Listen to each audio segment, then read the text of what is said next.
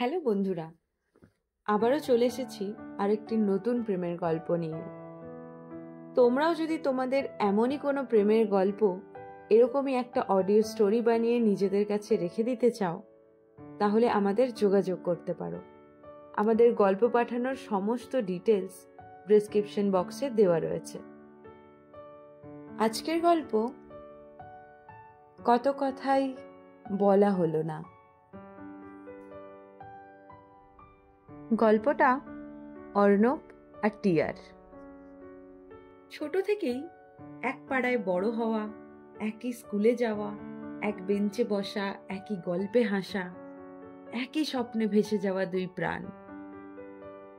ছোটবেলা থেকেই কেউ কাউকে আলাদা ভাবেনি, আবার ঠিক বোঝেও নি ভালোবাসাটাই বন্ধুত্ব নাকি বন্ধুত্বটাই ভালোবাসা।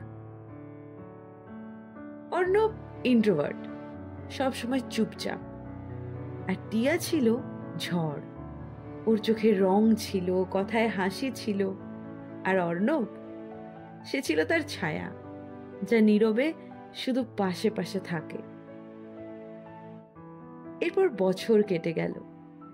কলেজ, পড়াশুনো, চাকরি, ওদের জীবন ব্যস্ত হয়ে উঠল। অর্ণব ভেবেছিল একদিন বলবে, জানিস, তুই ছাড়া আর কিছু ভাবতেই পারি না। কিন্তু কখনো বলা হয়নি। টিয়া মাঝে মাঝে মেসেজ করে, জানিস, আজ তোর অফিসের সামনের ক্যাফেতে গেছিলাম, খুব মনে পড়ছিল তোর কথা। অর্ণব শুধু লিখত, বাহ, ভালো তো, অথবা লিখত, নাইস, এনজয়। আসলে সাহসটা কোনোদিনই জোটেনি। তারপর একদিন ফেসবুকে একটি ছবি, টিয়ার, পাট ভাঙা শাড়ি পরে, হালকা গয়না, চোখে অল্প কাজল, আর পাশে বিয়ের কার্ড। অর্ণবের হৃদয়টা কেঁপে ওঠে। এ কি সেই টিয়া, যার জন্য মনের কোণটা আজও খালি? সে বিয়ে করছে। টিয়া অবশ্য একদিন ফোন করে নিজেই নিমন্ত্রণ করেছিল। বলেছিল, আসবি তো? তুই না এলে মণ্ডপটা ভীষণ ফাঁকা ফাঁকা লাগবে, জানিস। অর্ণব সেদিনও কিচ্ছু বলতে পারেনি, শুধু বলল, আসবো, অবশ্যই আসবো। বিয়ের দিন সাজসজ্জায় আলো ঝলমলে বাড়ি, মন্ত্রোচ্চারণ, হাসি, সেলফি। পাড়ার বন্ধুরাও আজ সবাই এসেছে, গান, নাচ সবই চলছে। কিন্তু অর্ণব আজ সবার ভিড় থেকে একটু দূরে দাঁড়িয়ে। বন্ধুরা খেয়াল করেছে, তবু যেন কেউ কিচ্ছু বলছে না। এরপর টিয়া যখন বিয়ের কোণে সেজে গেট দিয়ে প্রবেশ করলো, চোখ আটকে গেল অর্ণবের। এক অপরূপ স্বর্গের দেবী লাগছিল তাকে। টিয়ারও অবশ্য চোখ আটকে ছিল অর্ণবের ওপর।